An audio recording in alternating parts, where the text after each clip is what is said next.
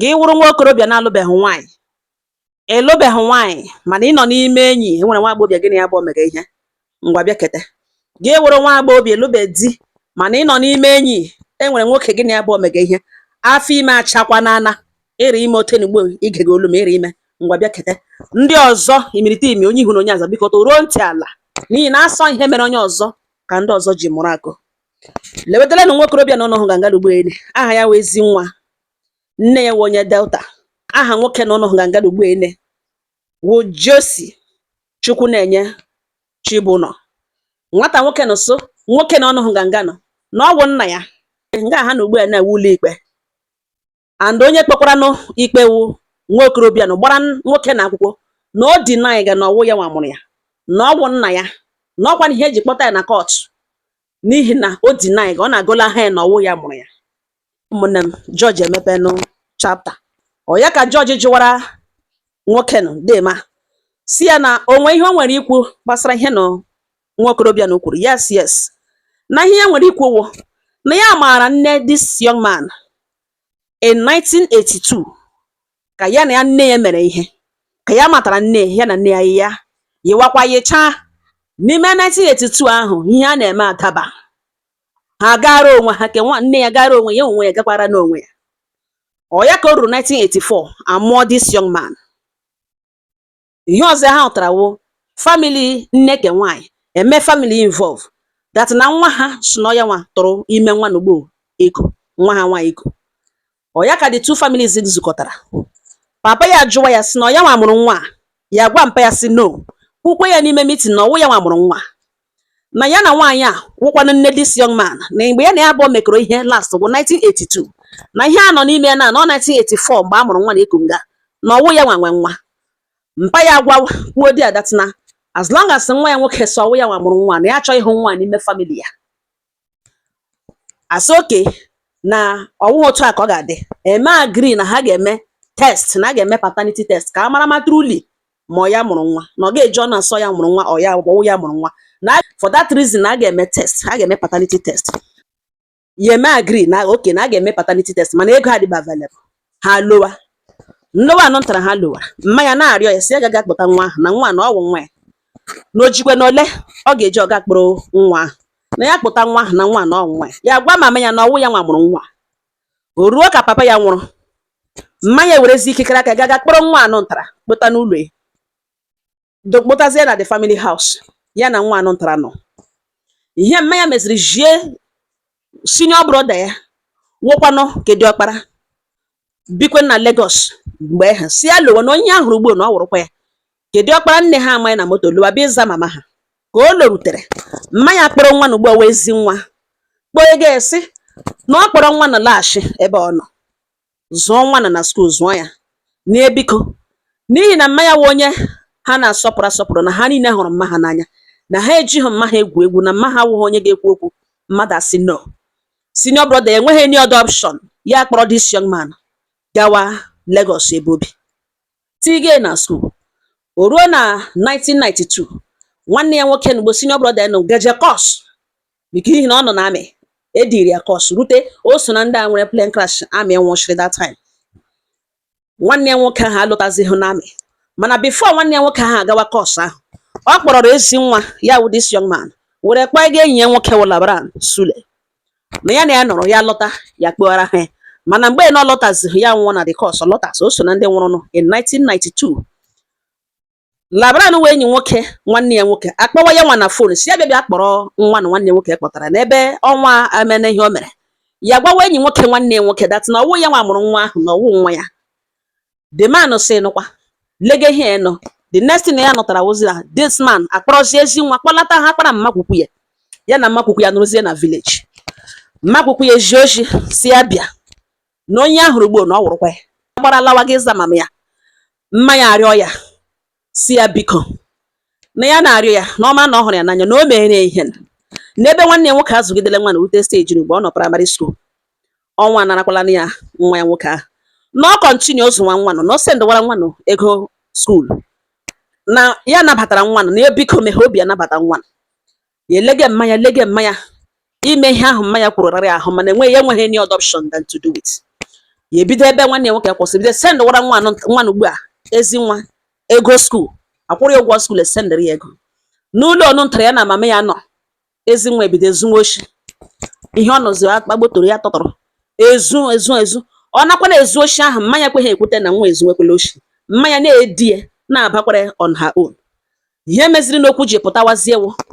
na nwanne mama ya ka etoro mama ya nwụrụ, ha nwawo ụmụ mama ha atụkọta ego sọpọtụ ma nye mma ha ọ ga-eji zụrụ ihe ndị onye idiri jigara nwanne ya nwaanyị mgbaru ma ewu ma gịnị ego ọnụ ntara ha nyere ya nwa patikulali nyere mma ya ego ahụ gbara ihu ọ ga-eji gara nwanne ya mgbaru nwanne ya nwaanyị. Ezi nwanụ this young man nọ ga eburu the money zụrụ ya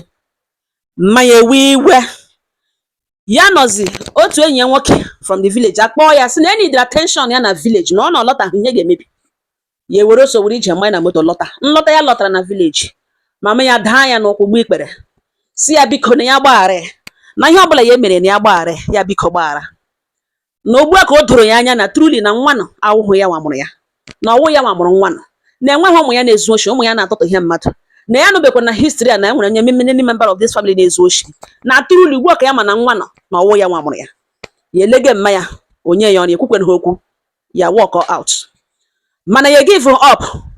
enwe mgbe ya so ebe mma ya ekwetala na ihe na-ekwu ekeke mgbe ka ya hapụga ya continue na-akwụrụ nwa na ụgwọ school until ya ele WAEC ka o lechaziri WAEC na ya gwa ya na ọ ga-ala gaa kpọọ mama ya ka mma ya bịa ka ha gaa that DNA test ha chọrọ ịga that time family the two families mere agree ịga that time na ọ ga-aga kpọọ mma ya ka ha nwee ike gaa get the test ya enye ya ego moto ọ ga-eji gaa na ka ọ ga-eji lụọ. This young man agacha lụta sị na mma ya ekweghị eso ya abịa na mma ya sị na why the question after all these years na ihe na ọ wụ mpa ya na ya gwala ya na ọ mpa ya na ebiko laghachi na mma ya ekweghị eso ya alụghachita ya sị oke gwa ya sị ihe mere n'ụwụ ya gwa ya na ya chọzikwa ịhụ ya n'ụlọ ya again ya walk ya out of his compound na until ya kpọta mama ya ka emee test ya dị sure na ọwụ nwa ya na ya chọkwa ịhụ ya n'ụlọ ya again. 15 years later na ọ na-abatakwa na the community na-apụ ọ bata ya apụọ o ruo 15 aka o wetara aka 15 years later ya enweta information na ndị obodo ha chọrọ ike community land mgbe a ka o jiri lọta ya nọzi after ya submitiri aha ụmụ abụọ ya mụrụ ya enweta call that na mmadụ ole ka ọ submitiziri aha ya gwa ha na ọ ụmụ ya abụọ ha jụọ ya sị kedụkwanụ maka ezi nwa na aha ya nọ ebe ya gwa ha na ọwụ ya nwa mụrụ nwa ọwụ ya nwa mụrụ ezi nwa ha sị mgbe ya lọta ọ ya ka ọ lọtara ndị obodo sị ka etinye okwu ọnụ ka edozie dị sure that na ọwụ ya nwa mụrụ nwa na ihe mere na a ga-akpọ ha abụọ jikere ka aga ụlọ ọgwụ the community head akpọrọ ha abụọ na ndị ọzọ ha agawa Asaba gaa n'ụlọ ọgwụ na hospital nọ na Asaba asịbide na blood group were blood ezi nwa test ya na blood ke ya na ọwụ O positive na blood ke ezi nwa na ọwụ B positive. Ụmụnne m community heads nga ha hara gaa ụlọ ọgwụ ahụ ha adịghị satisfied ha proceed na a ga-eme DNA test biko a suspend ihe niile gbasara ike ala ka ahụgodo ebe okwu a na-agarute ka ọ dị sure that na nwa na ọwụ nwa obodo ha ọwụ nwa obodo ha ọ ya ka anyị refer ha to do DNA test. DNA test dịkwa na ọnụ ọ dị ezigbote ọnụ ya gwa hospital sị na ha gaa n'ihu na tomorrow ka ya gaa gbarịa weta ego ya erukwenụ ka chi ya hụrụ ya gbarịa weta ego kwụọ ụgwọ for DNA test result apụta ya wụrụ that na ihe paternity level ya na ezi nwa no zero level na ya bụ enwedoghị result si na ya bụ enwedoghị any relationship na ọbadoghị 1% ka o ji aba 2 na ọwụ zero level na enweghị ihe jikọrọ ya na ya abụọ ọ ya ka ndị obodo werele result nye werekwanụ kọpị ke ya kpa ya n'aka na ihe ya n'ozugbo ewetaziri akwụkwọ na ya wụ nwatakịrị gbara akwụkwọ na court of law na ọhịa ha na ngalugbo ekwuge this particular court refer ha to submit their sample for DNA test. Result apụtakwala na result a ka a na-achọ iri dị ugbu a. Ya ka George jụwara the young man sị elee ihe wu ihe o ji n'aka gba nwoke na akwụkwọ ya sị na ọ wụ nna ya na ọ na family a ka a mụrụ ya n'ime na ọkwa n'ebe ya toro ebe a ka ya nọkwa na gaa school n'ọkwa n'ebe ya ma all his life tiri ruo ugbu a na ọ sị na ọwụhụ nna ya na-edina ya n'ọhịa ha ihe ejiri gba ya akwụkwọ na kọtụ. Ụmụnne m, agụọkwala result. This court eride ha kwe result that na nwoke a nwere zero relationship with this man, na onwe na nwa na awụhụ nwa nwa ahụ ha shiri ihe result ke mbụ kwuru result ka ihe result ka abụọ kwuru na orudughị 1% na enwedughị te ọbara nwa shi nukete the family ma fọzikwe na ọwụ nwa this man direct na ọ nọ zero, the paternity level na ọ nọ 0%. Oya ka judge jụwere si ya na ọ hụ na n'ote ihe shediri ugbu a na this man awụhụ nwa ya na even na that na ha azụọ na ya even though na ọwụ ha mụrụ ya na ọ ga-agakwuru mme ya na ọmaka onye mme ebe ọ ga-enwe ya si enwewoghị ya kọntaktị mme ya ejiwa na ụmụnne mme ya niile na ha anwụchicha na enwewogara ndụ na ha niile agwụla na enwewoghị onye ya ma mma ya sef ya mawo otu esheri iche mọrọ ndụ ma nwụrụ anwụ ya mawo. This man na-asị George biko ka ya throw more light. George asị oke na ya gaa n'ihu na aha ọnkụlụ ya na ọwụ Chief Joseph Akumido na ọya nwanwe wolo of akwụkwọ Igbo in Delta State. This young man asị na ọwụhụ nwanne mma ya ofu nne mma ya. The man sị yes na ọwụhụ otu nne mana ọwụ otu nna na ọwụ otu nna mụrụ nwoke na ya na-ekwu okwu ya na nne this young man. Ụmụnne m, George agwawe si ya biko trace this man gawa na ọwụ relative ya na oru ha ya jụọ ha ese ebe mma ya nọ ha ga-agwa ya ya gakwuru ha mma ya ka mma ya gwa ya onye mụrụ ya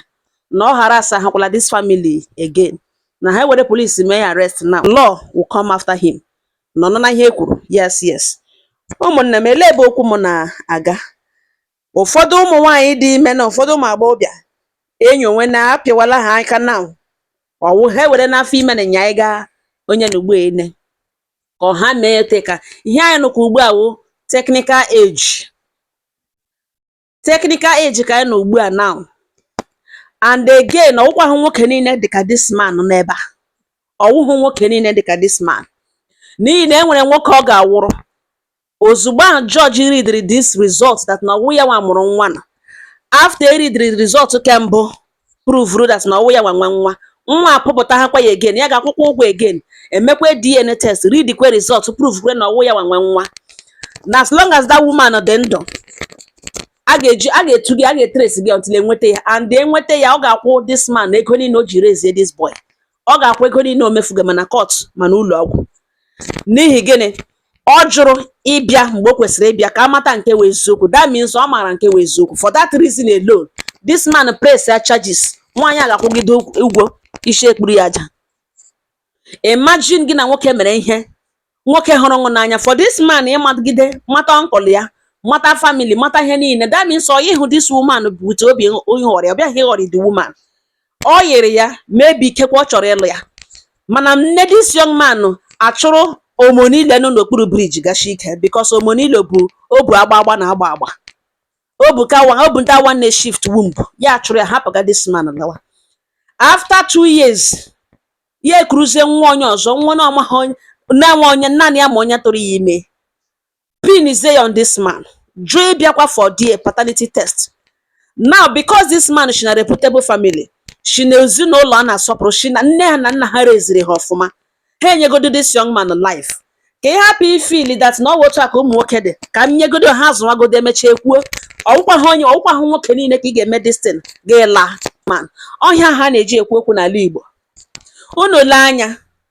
mgbe ụfọdụ look beyond ihe anya na ahụ enwere ihe ị ga-ahụ mgbe ụfọdụ this man kwuge from the onset na ọwụ ya nwa mụrụ nwa mana gị lee ha abụọ ha yiri onwe ha. This man na-asọ ọwụ ya nwa mụrụ nwa resemblance na George ya na-asọ washi people anakwa ya and all this resemblance mere mmakwukwu ejigege kurie all this resemblance mere nwanne nwoke sef jiri kporowa enwe onye believe this man until okwu erute ebe o rutere taa ọ n'ihi gịnị n'ihi ha abụọ yiri and ọkwa n'ihi ha abụọ yiri mere this young man jiri believe ihe mma ya gwara ya n'ihi na ọ bụrụ na ọ ma truly that na this man mụrụ ya ọ gaghị abịa gbaa ya akwụkwọ na this particular court. And the reason o ji pụrụ this man bịa ebe a wee believe that na the first result ikekwe ebe ọ community kpọ ha ga ebe ahụ na enwenote mpa ya she bribe this man, she bribe all the hospital na ọ trust that result mere o ji wurizie nwa kpọrọ this man gbaa ya akwụkwọ kpọpụtazie ebe a kakwa kpụrụkwa n'ọnụ na ọ ya nwa mụrụ ya n'ihi na olu onwe ya anya n'ihu o yiri this man, and mmanya ka pụrụkwa n'okwu ahụ that na ọ wụ ya mụrụ ya ya na ahụtazie na this man chọrọ kpachapụ ya from onwe, kpachapụkwa ya from the community. Ọwụ na enweta this lady, this woman shikwata nwa ya nwoke nọ si na ọwụhụ nna ya mụrụ ya, mana ihe eji tige nga wụ na agaghị enye ya life na ọ ga ebe ahụ na ọ ga-akapụ ndụ danụ the main man mụrụ elekwekwa onye mụrụ ọnwa ahụ nwa ya eziokwu tigeze this boy na ịpụgharị this man. Now ọbara anaghị atụ ashị n'ala Igbo, ọhịa na-eji ajụ before a na-aga alụ. Oshi nwere ike nọ n'ọbara asụgodo na this boy now oshi ka ya nọ ya n'ọkpụkpọ o kwesịrị ịzụ agadi nwaanyị a oshi ọhụrụ ji ga-amana na ụfọdụ oshi na-anọ n'ọbara, ụfọdụ ihe ndị mmadụ na-enwe ihe ya ndị Igbo na-ajụ before na-abaiga na marriage. Ụfọdụ ihe wụ ọbara oshi, agbụrụ oshi na-anọ n'ọbara. Some ihu criminal bụ egbe na some of them na-enwe obi mmadụ. Ọ bụrụ na o nwere criminal ị ga-aka ka gang ya ka ha ga-erute ya amata hụ onye ọ ma ama, ikekwe ya wụ onye mere ihe, ikekwe ya wụ onye nyere ya aka, ya gwa gang ya na ịhụ na onye a na-enwe ihe a ga-eme ya ekwelukwala because of ya nwa echange emission. Mana ụdịka oshi nọ this boy na ahụ dị very dangerous. Ịnọ n'elu na nwoke kpọga nna ya jụrụ ajụ na ọwụ gị nwanwe, ịnọ n'elu the family the agadi nwaanyị the only woman nabatara aṅụ, the only agadi nwaanyị nabatara aṅụ mee the reason iji nọrọ ebe a na-eri nri nụrụ n'obi ukwu na-aga n'ezigbo school. This young man o kwesịrị ịzụ that agadi nwaanyị ahụ oshi kpata na nwaanyị jiri conclude that na ọwụghị ọbara ya. Otu a nwaanyị ahụ kwara conclude ya wụrụ ihe ọwụ. Iburula afọ ime ugbu a na-etu onye ị ga-epin ya on, marakwa gwa nwa ahụ nke wee eziokwu pin kwe nwa afọ ime ahụ na onye nwe dị afọ ime gị were ga-epin ya onye ọzọ. Enwere mgbe okwu gara eziokwu ga-abụwashi, enwezi ihe achọwara na-aga achọtali onye ọbụla mara mee. Ụmụnne m ụnụ ahụ nanụ gị wụrụkwado nwoke njiri si ụmụ okorobịa ụnụ ịlụbeghị nwaanyị bịakete gị na nwa agbọghọbịa na-eme ihe ka nwa ahụ na-amara the last time eriri ya elu. Cheta the date, as long as ọwụ nwunye ṅụ cheta the very date eriri ya elu, ikpokpu nna be nyiri ya elu eriri ya n'ahụ oghe. Cheta ọ dị mkpa ka icheta the very last date gịnị abụọ mere ihe nke ọ ga-awụ afọ imecha ọ date a ka a ga-eji ị ga-aghada aka still ị nidikwere medical confirmation ịma ma nwa gị ma ọwụ nwa gị. Imagine ịkpọrọ nwa onye ọzọ mụrụ ka gị na nwaanyị dị mee ihe ụnụ ya ajụ na gbalagagashi ike chọrọ nwoke ọzọ gawa ha atọ ya ime after 2 years. Amana ma na-ebu afọ ime 2 years ya ebutezere this man because o feliri na this man shi n'ezinụlọ dị mma and this man wee ezigbo mmadụ. The man approve kwe ya na ezinụlọ ya ha azụọ this child even with her before finding out the truth. You can imagine that. Onye ọbụla mara ka ya ọ mụrụ n'ụzọ mara ihe a na-epin on you, mara ihe ị na-anabata, mara mkpọrọ wụ mkpọrọ ṅụ. Ọ nga ọha nọ m n'ọnụ udo dịrị ọnụ.